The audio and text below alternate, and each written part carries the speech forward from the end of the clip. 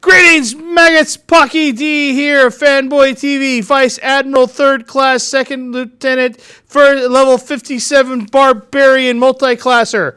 At least that's what the book told me. Today we'll be reviewing the video game by Behold Studios, Galaxy of Pen and Paper, the sequel to Quest for Pen and Paper, an awesome game that also had barbarian fighters and space monsters in it. This game is awesome. To be blunt and short, it's a lot of fun. It has lots of sci-fi references attached to it, including into the title screen, where you'll see things like Akira, Ghost in the Shell, Space, Star Wars, and even some dinosaur reference, Lion-O and He-Man, all wrapped up just in the title screen alone. And there's a lot of bizarre references you just have to keep looking for. But the references aren't so out there that you just like, oh my god, will they stop coming, and why are they being in my face? They're subtle, they're neat, and they're cute. Everything from Firefly to Star Wars to Flash Gordon gets references. A true love letter to all things all things sci-fi. But just not sci-fi, but also pen and paper. The game makes plenty of references to video game role-playing games to the past, the present, and near future. It's in things that people already know coming out. And I have to say that they give lots of references to it by having great dice rolling mechanics, which adds a level of randomness to this. Yes, your best character can still miss a low-level character because the dice were against them. This also can work against you because you think an easy fight should be won, but you could end up losing it because the dice don't like you.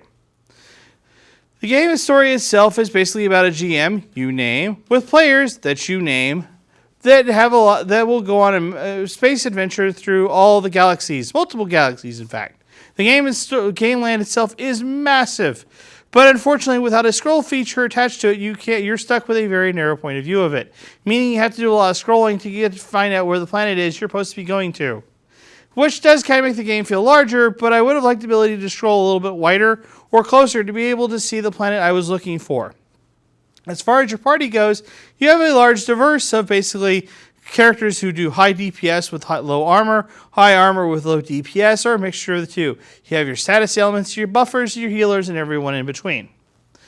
And besides that, just your classes, you also get to pick the personality of your players, aka the people behind the characters. Are they your best bud, the one who comes over no matter what game is, he's there for you? Or the shipper, the rule Nazi, the just socialite, the one who happens to be there?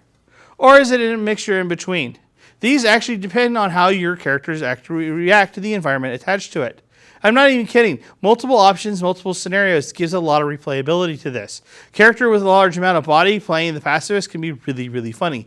And when I mean lots of replayability attached to this, I mean there's tons. There are lots of quests that you can go on, and a lot of that have multiple options attached to them. Do you take the passive way out, the aggressive way out? Do you take the mind or the body? It's kind of interesting how you choose. Meaning this game has a lot of playback to it that I'd recommend going through. Unfortunately, with character creation, when you're making your heroes, you're really kind of very limited. 3 alien races: human, green guys, they're basically green aliens, and the simians, who are basically large, heavy hitters.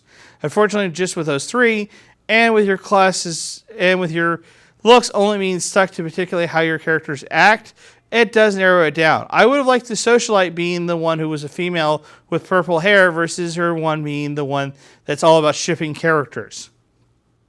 And I got to name all of them after my real-life friends who actually roleplay with me, so I kept my party around. There's a lot of story and a lot of intrigue going on with this. I don't want to give spoilers away, but I will say this. Sometimes the games can start blurring the lines of reality. What I give this game my approval? Absolutely, an 8 out of 10. Again, find this game on Steam. Go to Behold Studios. It's fairly inexpensive, and trust me, it's totally worth your time. While you're at it, get Quest for Pen and Paper +1, which has a little bit more references attached to it.